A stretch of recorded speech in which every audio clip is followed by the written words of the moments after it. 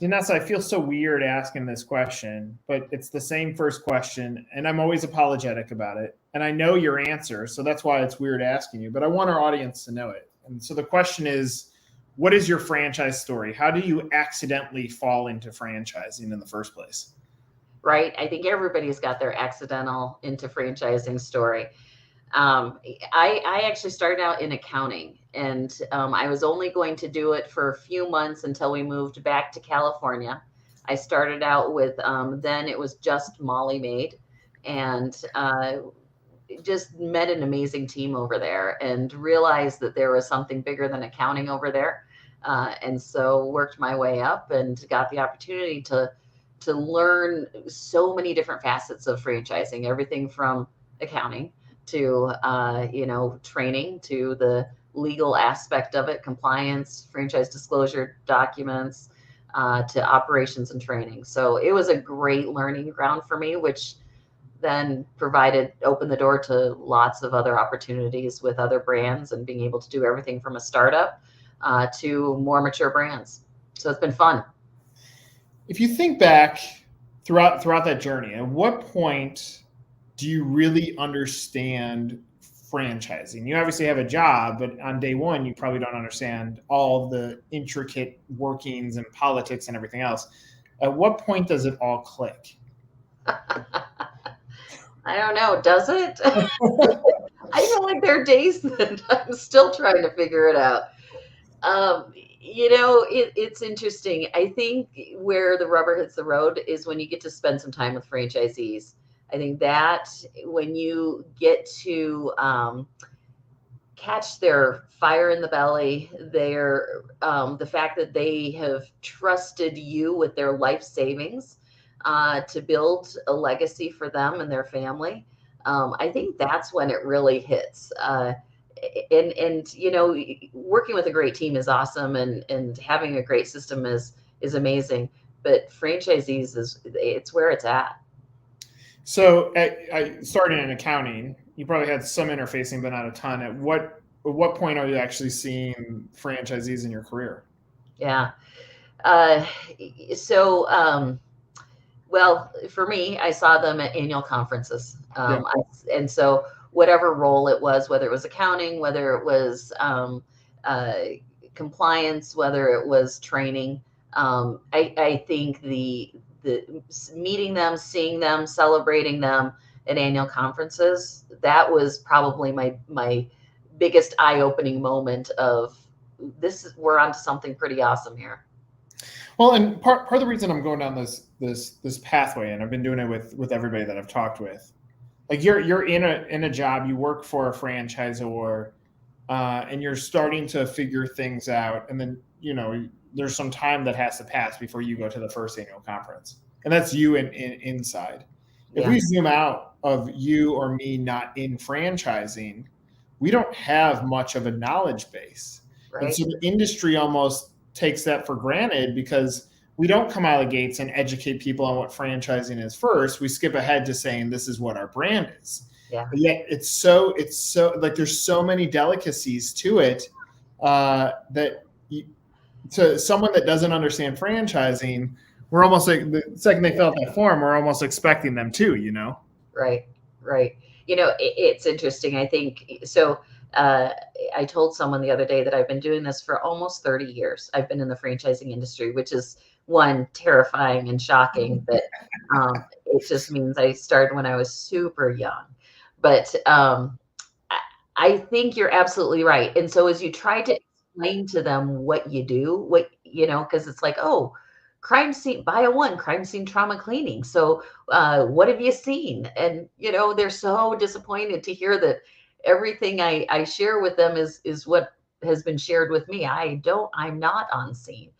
Same thing when I was with residential cleaning. People said, oh, you must be the best house cleaner. And for years I was trying to explain to them I'm the worst house cleaner. That's why I work in franchising. I help people into business. That's what we do. So yeah. Yeah. So okay, so you've seen variations of business, and I know you on the personal side, like you're very consistent on who you are as a human. So therefore, currently the widget ends up being buy a one. But I would imagine you take the same approach, because if I back up, you talked about life savings, you talked about the complexities of navigation. Like there's a lot. Yeah. So now that you've come over here, how are you cross playing who you are as a human, what your experience has been to help impact this brand from a growth standpoint? Yeah. Yeah. Nick, these are hard questions. Sorry. No, this is good. This is good. Um, uh, so I think there are a number of things. One is anytime you change to whether it's a brand or whatever it is you're doing, I think, and it's taken me a while to learn this, is that who you are as a human is probably the most important piece. I mean, you come with lots of experience, you come with lots of relationships built and all of that, but who you are as a human, I think, very much is what any franchise network is excited to learn. I think anybody gets a little nervous when they say, "Hey, a new sheriff in town. What does she stand for? What does she represent? Is she here about, is her goal just to make lots of money, or is her goal to help us grow and build a profitable, but continue to build a profitable business model?" So for me, I look at it and I say, hey, it's a little of both. I don't think one is exclusive of the other. I think my job is to come and create an amazing business model, not just for five-star franchising, but also for franchisees and also for the team that I lead. It's got to work across, all levels there. Tell Is me that about what you're looking for? Yeah. No, I think that's on par. I mean, that's where like in franchising, I guess occasionally a founder would stay at a job for the totality of their career once they've landed on there. Yeah. But you are a professional in franchising, and you've been to multiple types of brands, and so when you land somewhere, you're at this point you're not there to set the tone or learn what franchising is. You actually already have a model and a procedure and a plan in place. You just happen to now have a new logo that you cross apply it to. And I think that's like the benefit to business, obviously, is they get to rely on all of your years of experience to figure out like how are we going to have impact on the business. But then from your standpoint, you're going to continue to grow yourself personally, and either whether it's buy a one or it's Nick's Hot Dogs, it doesn't matter where you go to. You're just continuously building on how can you impact that person that invested their life savings into it. And you can hear it in your voice. Like, yes, you've worked for companies, but that's not who you really worked for. You worked for the franchisees. And franchisees then that get that know that they have a leader in place that is there to impact them any way that you possibly can. So I'm adding color on top of it, but no, I mean, yeah, that's what I think. That's what you are. You're a professional franchise executive who knows how to impact businesses. Yeah. Well, and I think you hit on it as well, is my ability to continue to grow and learn new things. I mean, I was just talking to someone. We were talking about AI and how do you implement that into your business, and 3 years ago nobody even knew what that was, and 5 years ago that didn't exist at all. And so when you look at it and you say, okay, yeah, this model continues to evolve based on technology, based on marketing changes. I mean, there are so many aspects to it that makes it interesting and keeps you sharp. I like that you mentioned AI. It's my new favorite hate word. But I'm like, when I think AI, I go like this. I'm like, yep, use that. When I was growing up, that's AI because it helps me figure out my math problems. Oh, and then this guy, the AI in this helps me know where to go, and I can play my music, watch my videos, watch my TikToks. I'm like, it's all been there. It's just a matter of how it reorganizes things, and it's a new thing that makes life easier. Right. It doesn't replace, Exactly. But learning how to use it, it's we can be. I always think about my grandma who had the 12 o'clock flashing on her VHS VCR, and she's like, don't set the clock, don't set it. I don't want to know how to set it. And I look at it and I say, okay, I am not going to be that person. I'm going to learn these new things. I'm going to learn a new phone. I'm going to learn these things. And what I found is just one, I'm amazed. I mean, I was talking with someone, and we were talking about comparing FDDs, and being able to pull some data, and looking at your competitor FDDs, and saying, but FDD is like the most boring thing in the world to read, and so how do you read 4 or 5 of them and not fall asleep? And so being able to use AI to do that, and generate a report for me all day long. Yeah, I love that. I'm glad you said the flashing 12 o'clock, because I can picture seeing it. And then what I would love, and eventually this is going to be the test on whether a franchisee is capable or not. You're going to say, hey, franchisee, can you go program that clock over there? They're like, what? And I asked my kids the other day, I said, can you tell me what a fax machine is? And my youngest looks at me and goes, yeah, it tells you facts. I'm like, I mean, you're not wrong. Oh, all right. So let's shift gears. Bio One. Tell us what the brand is. Yeah. So Bio One, we are a crime scene trauma cleaning company. We are the people who you call in after the first responders have been there, after the body has been removed, and we come in and clean it up and get people back into their homes. We work closely with insurance agents. We also work, we also do, drug remediation. We do the hoarding cleans. We do kind of the things that nobody else wants to clean up. We're trained to do it. We've got, the equipment, the chemicals, all of that to be able to come in and take care of things like that. It's interesting. I think, we all have our favorite true crime podcast that it makes it so interesting. Everybody wants to know, what have you seen? What's the latest and greatest? I think the thing that, is that really attracted me to Bio One was the fact that we do it. We take a little bit different approach. It's less about the sensationalism about it. It's less about videos, and you see all those. They're all on YouTube and TikTok, but you can the ability to work with someone during the worst day of their life and being able to handle that with compassion, with empathy, and be able to help them understand. Our goal here is to get you back into your home as quickly as possible. And that's why it's our motto is help first, business second. At first it kind of rubbed me the wrong way. I'm like, no, we're a franchise, we're business first, but as you get to know the model and you get to know our franchisees, you realize that for them, they're like, hey, how do I help this person?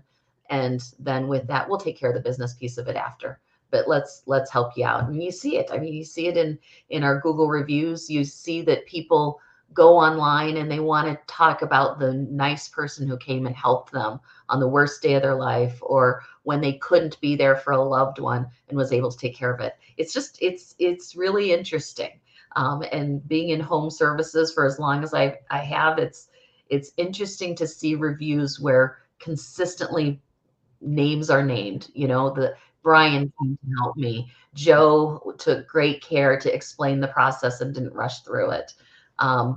Sarah was there for my mom when she needed it because we couldn't be in town. It's pretty amazing.